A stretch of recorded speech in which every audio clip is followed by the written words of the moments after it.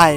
তো দেখো এই ফুলগুলোকে কত সুন্দরভাবে ফুটে আছে বিনা যত্নে বিনা পরিচর্যায়। তো আমরা কিন্তু এমন অনেক গাছ লাগাই যেগুলোকে যত্ন না করলে ফুলই ফোটে না, তো সেখানে দাঁড়িয়ে কিন্তু এই গাছগুলো ফুল দিয়েই যায়। তো এই গাছগুলো হয়তো তোমরা অনেকে চেনো আর অনেকে চেনোই না। তো যারা শহরে থাকো তারা হয়তো বা একটু কম চেনো, যারা গ্রামে থাকো তারা কিন্তু অবশ্যই চেনো, এটা আমি জানি। তো তাও আমি তোমাদেরকে বলছি, এটা হচ্ছে শ্যাওলা বা কচুরিপানা।